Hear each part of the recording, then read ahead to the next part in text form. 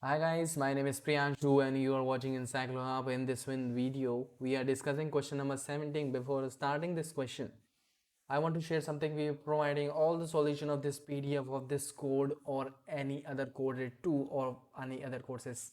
So if you need answers of this PDF and if you need any other help, so you can contact us on our WhatsApp number which is showing on our screen in the right corner below. Kindly know this number is 90093688238. We provide all the solution at your WhatsApp within a day, so you can contact us without any hesitation. Now question number 17 is, what is the bipartite graph? So I'll explain with the help of an example and give one or two application of the bipartite graphs.